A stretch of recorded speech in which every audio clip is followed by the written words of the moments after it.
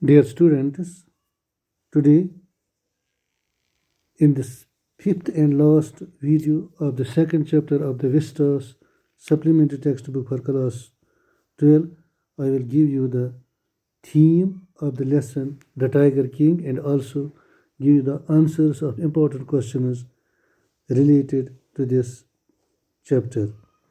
And the name of the chapter, as you know, is The Tiger King, written by Kalki. Now, first of all, theme of the chapter, The Tiger King. The Tiger King is a story about transience of life and power. It is a satire on the conduct of the people in power. It's found that most of the time the rulers are not interested and bothered about working or public welfare. Rather, they spend their time in foolish things. Most of the people who surround these powerful people are also interested in taking advantage of the proximity for their own welfare. Dear students, this was the theme of the chapter of the story The Tiger King by Kalki. Now let us start with the questions and answers of this chapter. Now question number 1, this read and find out questions. Read and find out. Question number 1 is, who is the Tiger King? Why does he get that name? The answer is, the Maharaja of Pratibandhapuram is the Tiger King. He got that name because at the time of his birth, astrologers predicted that he would die due to a tiger. So when he grew up, he decided to kill all the tigers and come to be known as the Tiger King. He killed 99 tigers, but the 100th tiger, a wooden one, was instrumental in his death.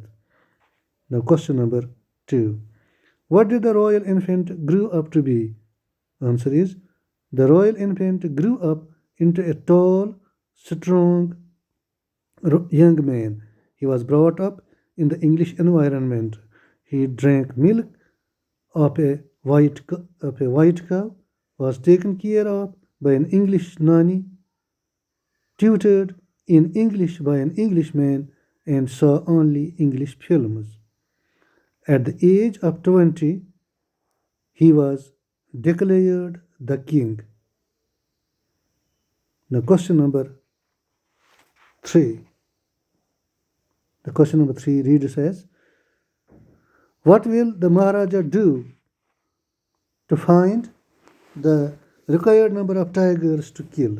The answer is, within 10 years, the Maharaja killed 70 tigers. 30 more tigers were required to be shot.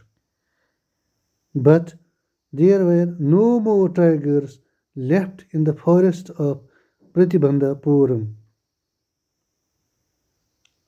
So the Maharaja decided to marry a girl from a royal family of a state with a large tiger population. So the Maharaja decided to marry a girl from a royal family of a state with a large tiger population. Next, question number 4. Question number 4.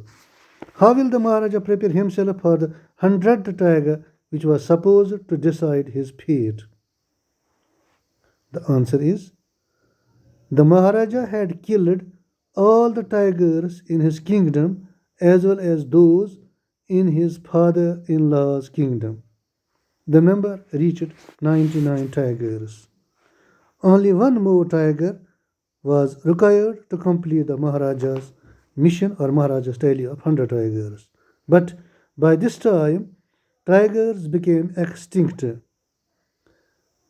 In order to search for the lost tiger, the Maharaja announced 3 years exemption from all taxes for the village which gave him the news about the probability of a tiger. In his rage, he even doubled the land taxes and gave a warning to the Diwan of losing his job. This was question number 4. Now, next, question number 5.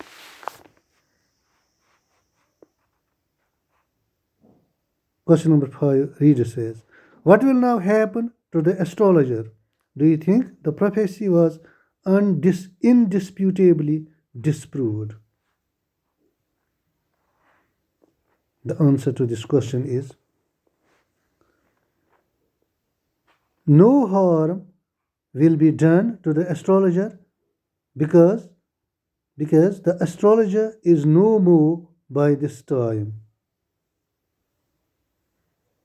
The king thought he had killed 100 tigers, but he missed the 100th tiger, which was killed by his officers. Therefore, the astrologer's prophecy was not indisputably disproved. This was answer to question number 5. Now some long answer type questions of this chapter. Reading with insight. Question number 1 is, the story is a satire on the conceit of those in power. How does the author employ the literary device of dramatic irony in the story?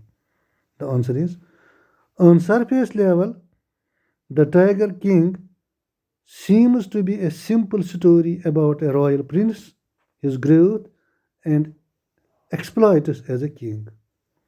The prophecies at his birth about the manner of his death make the story interesting by introducing the element of surprise and suspense. On a deeper level, the story is a satire on the conceit of those in power. It is usually seen that those in power have